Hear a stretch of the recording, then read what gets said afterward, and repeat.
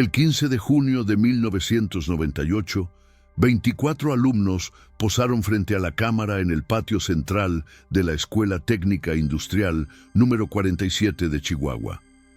Era un día perfecto. El cielo estaba despejado.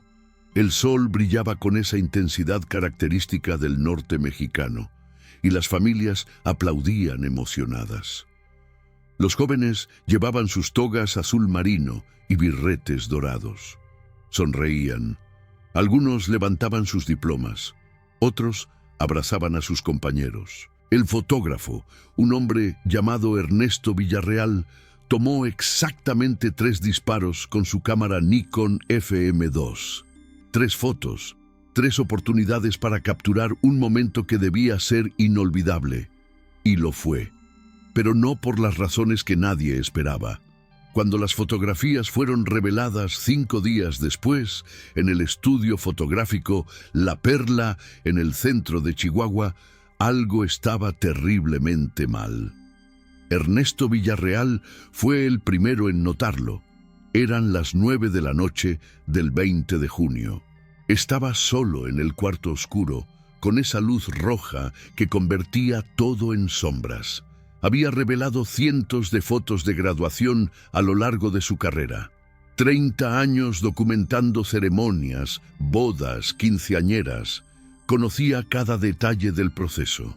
Pero cuando colgó la primera fotografía del grupo de la Técnica 47 en el tendedero para que se secara, su mano comenzó a temblar. Contó 1 vez, 2 veces, 3 veces. Los alumnos eran 24. Lo recordaba perfectamente porque había organizado la composición en 4 filas de 6 personas cada una. Había tomado nota mental, 24 graduados, pero en el suelo del patio, proyectadas por el sol de mediodía, había 25 sombras. La sombra número 25 no correspondía a ninguna persona visible en la imagen. Estaba ubicada en la tercera fila, entre 2 alumnas cuyas sombras eran perfectamente distinguibles. Esta sombra extra tenía una forma humana completa: cabeza, torso, brazos, piernas. Incluso se distinguía el contorno de lo que parecía ser una toga y un birrete. Pero sobre esa sombra, en el espacio físico donde debería haber estado la persona que la proyectaba, no había absolutamente nadie. Solo el aire, solo el vacío. La fotografía mostraba con claridad escalofriante ese espacio vacío entre las 2 estudiantes, un hueco de aproximadamente 45 centímetros de ancho, un espacio suficiente para que alguien hubiera estado ahí parado, pero nadie estaba, nadie que la cámara pudiera ver. Ernesto no durmió esa noche, revisó las otras 2 fotografías, exactamente lo mismo. En las 3 imágenes, tomadas con intervalos de apenas 10 segundos entre una y otra, la sombra 25 aparecía en la misma posición. Idéntica, inmóvil, imposible. Al día siguiente, llamó a la escuela antes de entregar las copias. Habló con el director, el profesor Héctor Saldaña, un hombre de 62 años que llevaba casi 4 décadas en el sistema educativo. Le explicó la situación. El director pensó que era una broma de mal gusto. Pero cuando Ernesto llegó a la escuela esa tarde con las fotografías en un sobre manila y las extendió sobre el escritorio de la dirección, el profesor Saldaña se quedó pálido. Llamó a su secretaria. Llamó al maestro de ceremonias de la graduación. Llamó a 3 profesores que habían estado presentes ese día. Todos contaron. Todos llegaron a la misma conclusión: 24 alumnos, 25 sombras. La noticia se propagó como fuego en diésel por toda la ciudad. En 1998, Chihuahua era una ciudad en transformación. La industria maquiladora estaba en pleno auge. Miles de personas llegaban de otras partes del país buscando trabajo. La violencia comenzaba a asomar su rostro, aunque todavía faltaban años para que la guerra del narcotráfico convirtiera las calles en campos de batalla. En ese contexto de cambio y tensión, la foto de la Técnica 47 se convirtió en el tema de conversación en todas las mesas, en todas las oficinas, en todos los patios escolares. Las copias comenzaron a circular. Alguien hizo fotocopias en blanco y negro que perdían calidad, pero no el escalofriante detalle de esa sombra sin dueño. Los periódicos locales publicaron la historia. El Heraldo de Chihuahua le dedicó media página el 28 de junio con el titular Misterio fotográfico. ¿Quién es la sombra número 25? Pero lo que nadie sabía entonces, lo que tomaría años en revelarse, es que esa fotografía no era un error técnico ni una simple anomalía óptica. Era una advertencia. Los 24 alumnos que aparecían en esa imagen estaban a punto de descubrir que algo los había marcado ese día de junio. Algo que había estado lo suficientemente cerca como para proyectar su sombra en el suelo. Algo que la cámara no pudo capturar, pero que el sol, en su imparcialidad absoluta, había delatado. Y lo más aterrador de todo es que esa presencia invisible todavía no había terminado con ellos. De hecho, apenas estaba comenzando. Si lo que estás escuchando te está generando esa sensación incómoda en la espalda, ese cosquilleo que te hace voltear a ver si hay alguien detrás de ti, entonces quédate con nosotros. Suscríbete a Ecos del Silencio, porque lo que estás a punto de descubrir sobre esta historia va mucho más allá de una simple fotografía extraña. Esto es solo la superficie. La Escuela Técnica Industrial número 47 estaba ubicada en la colonia Nombre de Dios, al sur de Chihuahua. Un plantel de 2 pisos, construido en los años 70, con esa arquitectura funcional y sin pretensiones que caracterizaba a las escuelas públicas mexicanas de la época. Paredes de ladrillo pintadas de un amarillo mostaza desvaído. Ventanas metálicas. Un patio central de concreto con una asta bandera en el centro y 2 canchas deportivas a los lados.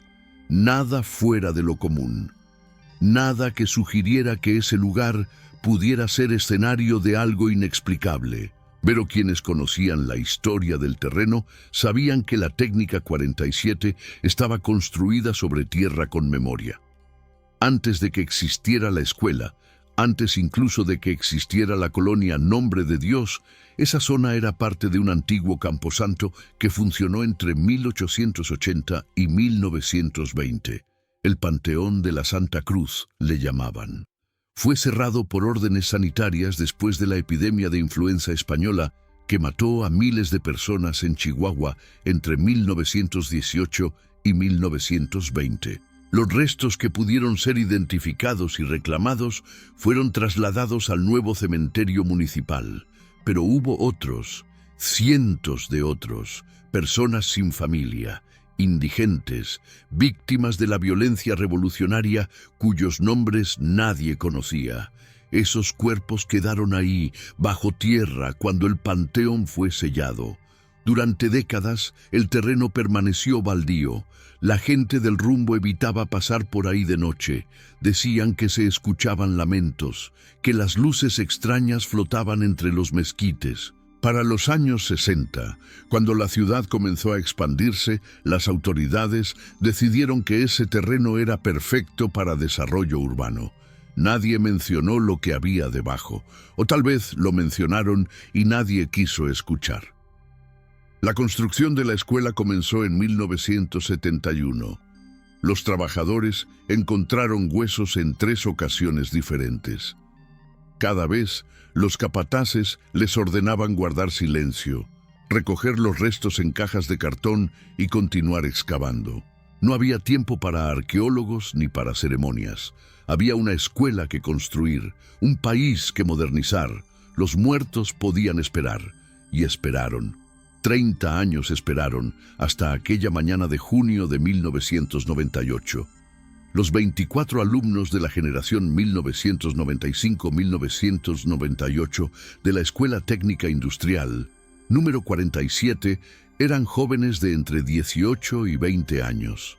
Habían estudiado especialidades técnicas, electrónica, mecánica automotriz, soldadura industrial. Eran hijos de obreros, de empleados de maquiladoras, de comerciantes, chicos y chicas de clase trabajadora con sueños modestos, pero firmes de conseguir un empleo estable, ayudar a sus familias, tal vez mudarse algún día a una casa más grande. Entre ellos estaba Marcos Aguirre, un muchacho delgado y moreno especializado en electricidad que soñaba con emigrar a Estados Unidos. Estaba Patricia Domínguez, la única mujer del taller de soldadura, una joven de ojos intensos que quería abrir su propio negocio. Estaba Roberto Chávez, el bromista del grupo, siempre con una sonrisa y un chiste para aligerar la tensión de los exámenes. 24 personas, 24 historias, 24 futuros que estaban a punto de torcerse. La ceremonia de graduación había comenzado a las 10 de la mañana. Hacía calor, ese calor seco del desierto chihuahuense que te succiona la humedad de la piel en minutos. Las familias se habían aglomerado bajo la escasa sombra de los álamos que bordeaban el patio. Los alumnos estaban sentados en sillas plegables frente al templete donde el director y los profesores darían los discursos protocolarios. Todo transcurrió con normalidad. El director habló sobre el esfuerzo y la perseverancia. El representante de los alumnos, un muchacho llamado Daniel Fuentes, leyó un discurso emotivo que hizo llorar a varias madres. Se entregaron los diplomas uno por uno entre aplausos. Se cantó el himno nacional y después vino la parte que todos esperaban, las fotografías. Ernesto Villarreal había llegado a las 9:30 de la mañana. Era un fotógrafo experimentado, meticuloso hasta el extremo. Había colocado su equipo en el extremo norte del patio, donde la luz del sol iluminaría los rostros de los graduados sin crear sombras duras en sus caras. Había traído su Nikon FM2, una cámara completamente mecánica que no dependía de baterías ni de electrónica, una máquina de precisión alemana ensamblada en Japón. Rollo Kodak Gold 200, lente de 50 milímetros, todo calculado, todo perfecto. Primero tomó fotografías individuales de cada alumno con su familia, después grupos pequeños de amigos y finalmente la fotografía oficial del grupo completo. Para organizar a 24 personas en una composición armónica, Ernesto decidió usar 4 filas. La primera fila sentada en el suelo con las piernas cruzadas. La segunda fila de pie, detrás de ellos. La tercera fila sobre un banco de madera que los conserjes habían traído de la bodega. La cuarta fila de pie sobre sillas. Una pirámide humana perfecta. Los organizó con paciencia, moviéndolos de un lado a otro, asegurándose de que todos fueran visibles, de que nadie tapara a nadie. Les pidió que se acercaran un poco más, que cerraran los espacios, que lucieran sus diplomas. Revisó la composición a través del visor. Contó mentalmente, 6 personas en cada fila, 24 en total. Perfecto, pero aquí es donde la historia comienza a quebrarse, porque varios de los graduados recordarían después, cuando fueron entrevistados, que algo extraño sucedió en esos momentos previos a la fotografía. Patricia Domínguez declaró en una entrevista para el periódico El Diario de Chihuahua en el año 2003. Yo estaba en la tercera fila, la del banco de madera. A mi derecha estaba Lupita Sánchez y a mi izquierda estaba Verónica Márquez. Recuerdo que cuando el fotógrafo nos estaba acomodando, sentí un frío extraño, como si alguien hubiera abierto la puerta de un refrigerador a mi espalda, pero estábamos en pleno sol. Hacía un calor tremendo. Incluso le comenté a Lupita, ¿tú también sientes frío? Y ella me miró raro y me dijo que no, que ella estaba muriendo de calor. Pensé que era mi imaginación, pero ahora que veo la foto, ahora que veo dónde está esa sombra, exactamente entre Lupita y yo, siento que algo estuvo ahí parado, algo que yo no podía ver, pero que mi cuerpo sí percibió. Marcos Aguirre, que estaba en la segunda fila, también reportó algo similar. Justo antes de que Ernesto tomara la foto, vi que varios compañeros voltearon hacia la izquierda, hacia el edificio de talleres, como si hubieran escuchado algo. Yo también volteé, pero no vi nada. Pensé que tal vez era algún profesor o algún familiar que llegaba tarde. Pero no había nadie. Ernesto tuvo que decirnos 3 veces que miráramos al frente porque varios seguían volteando hacia ese lado. Era como si algo nos estuviera distrayendo, como si algo quisiera que no saliéramos bien en la foto. Ernesto Villarreal tomó la primera fotografía a las 12:43 del mediodía. Lo sabía con exactitud porque era un hombre obsesivo con los horarios y siempre registraba la hora de cada sesión en una libreta.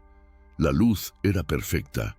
El grupo estaba bien organizado. Les pidió que sonrieran, que dijeran whisky para forzar una sonrisa natural. Presionó el disparador. El obturador se abrió durante una fracción de segundo. La luz atravesó el lente, impactó la emulsión del rollo fotográfico, capturó la imagen de 24 jóvenes sonrientes en sus togas azules y capturó algo más, algo que estaba ahí pero que nadie podía ver, algo que proyectaba una sombra perfectamente nítida en el concreto del patio. Tomó la segunda foto 10 segundos después. Les pidió que cambiaran un poco la postura, que algunos levantaran más sus diplomas. La tercera foto la tomó otros 10 segundos más tarde, con una composición ligeramente diferente. 3 fotografías, 3 oportunidades, 3 evidencias de que algo estuvo presente ese día. Después de la sesión grupal, los alumnos se dispersaron. Algunos se fueron a celebrar con sus familias a restaurantes del centro. Otros organizaron una fiesta en casa de Roberto Chávez para esa misma noche. Todos estaban felices, emocionados. Nadie sospechaba que acababan de ser fotografiados junto a algo que no debería existir. Los siguientes 5 días transcurrieron con normalidad. Ernesto trabajó en el revelado de todos los rollos de la ceremonia. Tenía su cuarto oscuro en la parte trasera de su estudio fotográfico, un espacio que él mismo había diseñado con amor obsesivo por los detalles técnicos. Control absoluto de la temperatura, químicos de la más alta calidad importados de Estados Unidos, papel fotográfico, Ilford. Todo el proceso lo hacía él personalmente porque no confiaba en nadie más para manejar su trabajo. Reveló primero los rollos de las fotografías individuales y familiares. Todo salió perfecto. Después, el 20 de junio por la noche, comenzó con el rollo de la fotografía grupal. El proceso de revelado fotográfico en 1998 era completamente analógico, completamente químico. El rollo de película se extraía del cartucho en completa oscuridad y se enrollaba en un tanque especial. Se sumergía en revelador durante tiempos exactos, se enjuagaba con un baño de paro, se fijaba con otro químico, se lavaba con agua. Cada paso era una ciencia exacta. No había espacio para errores. No había posibilidad de manipulación digital porque la manipulación digital simplemente no existía para el fotógrafo común en México en 1998. Lo que quedaba impreso en la emulsión de plata del negativo era la verdad absoluta de lo que la lente había capturado. Y la verdad que Ernesto vio cuando colgó ese negativo para secarlo era imposible. Ernesto Villarreal no era un hombre supersticioso. Hijo de inmigrantes libaneses, había crecido en una familia práctica, comerciante, apegada a los números y a la realidad tangible. No creía en fantasmas, ni en apariciones, ni en maldiciones. Pero cuando vio esa sombra en el negativo, sintió algo que no había sentido nunca. Miedo puro e instintivo. Ese miedo que no necesita explicaciones racionales porque viene de un lugar más antiguo que la razón. Pasó toda la noche del 20 de junio examinando el negativo con una lupa de joyero. Revisó cada milímetro cuadrado de la imagen. Buscó defectos en la emulsión. Buscó polvo. Buscó rayones. Buscó cualquier explicación técnica que pudiera justificar esa sombra extra. No encontró nada. El negativo estaba impecable. La imagen era clara. 24 personas visibles. 25 sombras proyectadas. Hizo las primeras copias en papel al día siguiente. Usó 3 tipos diferentes de papel fotográfico para descartar que fuera un problema del material. El resultado fue idéntico en los 3 casos. La sombra número 25 aparecía con la misma nitidez, en la misma posición, con los mismos detalles. Incluso podía distinguir en esa sombra la textura de los pliegues de la toga, el ángulo del birrete. Era la sombra de una persona completa, de tamaño natural, parada exactamente entre Patricia Domínguez y Lupita Sánchez en la tercera fila. Ernesto midió el espacio físico en la fotografía donde debería estar la persona que proyectaba esa sombra. 45 centímetros de ancho. Un espacio vacío perfectamente visible. Aire transparente. Nada más. Cuando finalmente se decidió a llamar al director Héctor Saldaña, lo hizo con las manos temblando. No sabía cómo explicar lo que había encontrado sin sonar como un loco. Pero el director, después del shock inicial, reaccionó con pragmatismo. Convocó a una reunión de emergencia con los profesores que habían estado presentes en la ceremonia. 6 maestros se reunieron en la dirección esa tarde del 21 de junio. Extendieron las 3 fotografías sobre el escritorio. Las examinaron bajo la luz del flexo. Contaron en voz alta.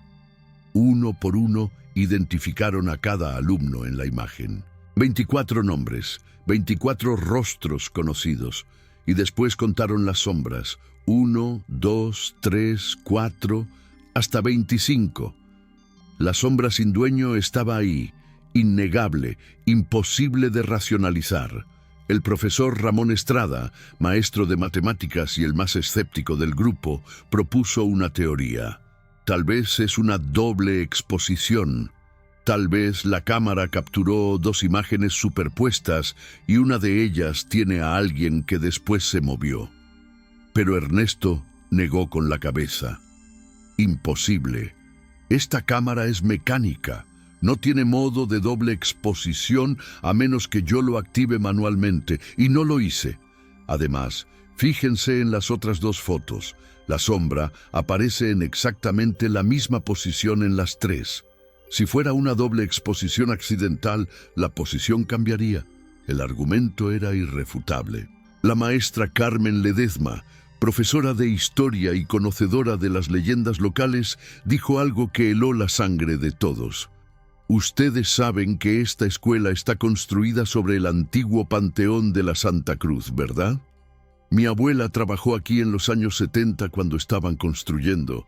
Me contó que los albañiles encontraron huesos, muchos huesos. El silencio que siguió a esa declaración fue denso, incómodo. El director Saldaña, hombre de ciencia y método, no quería admitir que estaba considerando lo imposible, pero algo en esa fotografía desafiaba toda explicación racional. Decidieron no entregar las fotos a los alumnos hasta investigar más, pero la decisión llegó tarde. Uno de los conserjes de la escuela, un hombre llamado Eusebio Ramos, que limpiaba la dirección por las noches, había visto las fotografías cuando fueron dejadas sobre el escritorio. Eusebio era alcohólico, jugador y chismoso. Para el 22 de junio, media ciudad sabía de la foto con 25 sombras. Los alumnos comenzaron a presentarse en la escuela exigiendo ver las fotografías. El director no tuvo más opción que mostrarlas. La reacción fue de incredulidad mezclada con terror. Patricia Domínguez fue quien más se alteró. Yo sentí algo ese día. Lo sentí parado a mi lado. ¿Por qué nadie me creyó cuando dije que sentía frío? Lupita Sánchez comenzó a llorar. ¿Quién es? ¿Quién estaba ahí? Marcos Aguirre, el más pragmático del grupo, propuso llevar la fotografía con un experto. Tiene que haber una explicación. Las cámaras no capturan fantasmas. Eso solo pasa en las películas. Pero Chihuahua, en 1998, no tenía laboratorios forenses fotográficos ni expertos en análisis de imagen. Internet apenas comenzaba a llegar a algunos hogares privilegiados y la información sobre fenómenos paranormales era limitada. Lo que sí tenía Chihuahua era un periódico regional ávido de historias que vendieran ejemplares. El Heraldo de Chihuahua envió a un reportero llamado Gustavo Morales a investigar. Gustavo era un periodista veterano, curtido en la cobertura de crímenes y tragedias. Había visto cuerpos, había entrevistado a asesinos, no se impresionaba fácilmente, pero cuando Ernesto le mostró el negativo original y las copias, Gustavo sintió un escalofrío que le recorrió la columna vertebral. Publicó la historia el 28 de junio, con fotografías de alta calidad. La reacción fue inmediata y masiva. Las líneas telefónicas del periódico colapsaron. Cientos de personas llamaron con teorías, con historias similares, con testimonios de fenómenos inexplicables. Algunos ofrecían explicaciones técnicas, reflexión de luz, defecto de fabricación del rollo, contaminación química en el revelado. Otros ofrecían explicaciones sobrenaturales. Un espíritu del antiguo cementerio, una presencia demoníaca, un presagio de muerte. Un sacerdote católico llamado Padre Ernesto Gutiérrez contactó al periódico ofreciéndose para bendecir la escuela. Un brujo local que se hacía llamar Don Refugio afirmó que podía identificar al espíritu mediante un ritual de invocación. Pero la historia dio un giro inesperado el 3 de julio de 1998, apenas 2 semanas después de la graduación. Roberto Chávez, el bromista del grupo, el joven alegre que siempre tenía una sonrisa, fue encontrado muerto en su habitación. Aparente suicidio por ahorcamiento. No dejó nota. No había mostrado signos de depresión. Sus padres estaban destrozados e incrédulos. Mi hijo estaba feliz. Acababa de graduarse. Tenía planes de entrar a trabajar en una maquiladora. ¿Por qué habría de quitarse la vida? La policía cerró el caso rápidamente. Suicidio. Asunto cerrado. Pero los 23 compañeros sobrevivientes de Roberto comenzaron a preguntarse, ¿fue realmente un suicidio? ¿O algo más estaba sucediendo? La muerte de Roberto Chávez convirtió la fotografía de un misterio curioso en una maldición aterradora. Los medios de comunicación locales comenzaron a establecer conexiones. Está la foto maldita. Primer graduado muere en circunstancias misteriosas. Las familias de los 23 alumnos restantes entraron en pánico. Algunos padres llevaron a sus hijos con sacerdotes para que los bendijeran. Otros buscaron curanderos tradicionales. La historia se propagó más allá de Chihuahua. Periódicos de Ciudad Juárez, El Paso, incluso de la Ciudad de México, cubrieron el caso. La fotografía fue reproducida cientos de veces, cada copia un testimonio de lo imposible. Patricia Domínguez, quien había sentido el frío inexplicable el día de la graduación, comenzó a tener pesadillas. En sus sueños veía a una figura vestida con toga y birrete parada junto a su cama, mirándola en silencio. La figura no tenía rostro, solo oscuridad donde debería haber rasgos. Me despertaba gritando cada noche. Mi familia pensó que estaba teniendo crisis nerviosas por la muerte de Roberto. Me llevaron con un psicólogo, pero yo sabía que no era mi mente. Algo me estaba visitando, algo que estuvo en esa fotografía. Para septiembre de 1998, Patricia había dejado Chihuahua. Se mudó con unos tíos a Monterrey. Nunca regresó. Marcos Aguirre, el escéptico, decidió investigar por su cuenta. tenía un amigo en Estados Unidos que estudiaba fotografía en la Universidad de Texas en El Paso. Le envió copias de la foto por correo. Su amigo la mostró a varios profesores del Departamento de Artes Visuales. Ninguno pudo encontrar una explicación técnica. Un profesor de física especializado en óptica sugirió que podría ser un fenómeno de refracción atmosférica, pero cuando le mostraron las 3 fotografías y la consistencia de la sombra en las 3, admitió que su teoría no podía explicarlo. Si fuera refracción, la posición y forma de la sombra cambiaría entre tomas. Aquí es idéntica. Es como si realmente hubiera algo sólido proyectándola. Ernesto Villarreal, el fotógrafo, quedó marcado para siempre por ese trabajo. Comenzó a obsesionarse con la fotografía. Hizo docenas de copias con diferentes exposiciones, diferentes contrastes, buscando revelar algo más en la imagen. Amplió la sección donde estaba la sombra 25 hasta que los granos de plata del negativo se volvieron visibles. Y en esas ampliaciones extremas descubrió algo que nadie más había notado. En el borde superior de la sombra, donde debería estar la cabeza de la persona invisible, había una textura extraña. No era el patrón normal de una sombra sobre concreto. Era como si la sombra tuviera profundidad, como si fuera tridimensional, como si no fuera solo la ausencia de luz, sino algo más sustancial. Ernesto guardó esas ampliaciones en una caja fuerte en su estudio. Nunca las mostró a nadie. Murió en 2011 de un infarto. Sus hijos encontraron las ampliaciones cuando limpiaron el estudio, pero para entonces el negativo original había desaparecido. Nadie sabe dónde está. En los años siguientes, los 23 graduados restantes siguieron con sus vidas, pero la sombra de aquel día nunca los abandonó completamente. Algunos prosperaron, otros no tanto. 4 más murieron en circunstancias que, aunque no fueron inexplicables, sí fueron prematuras. Un accidente automovilístico en 2001, un cáncer agresivo en 2004, una caída fatal desde un andamio en 2007, un asalto violento en 2010. Estadísticamente, nada fuera de lo común. Pero para quienes conocían la historia, cada muerte reforzaba la sensación de que algo había quedado inconcluso ese día de junio. La Escuela Técnica Industrial, número 47, cerró sus puertas en 2015 por falta de matrícula. El edificio fue abandonado durante años. Vagabundos y adictos lo ocuparon temporalmente. Las ventanas fueron rotas, las paredes cubiertas de grafiti. En 2019, un grupo de exploradores urbanos entró al edificio con cámaras y grabadoras. Estaban documentando edificios abandonados de Chihuahua para un blog de internet.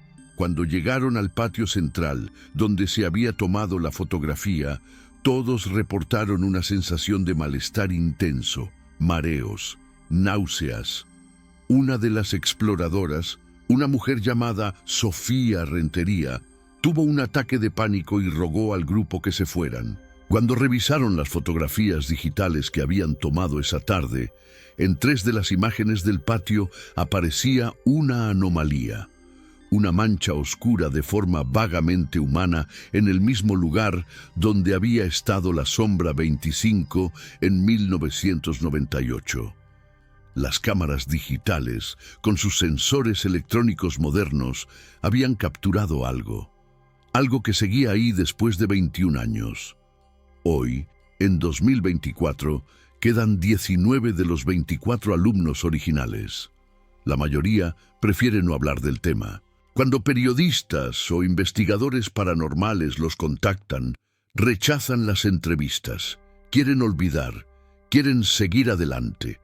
Pero hay uno, Daniel Fuentes, el que dio el discurso de graduación, que sí habla. Daniel se convirtió en maestro de preparatoria, vive en Chihuahua todavía, y él tiene una teoría que nunca ha compartido públicamente hasta ahora.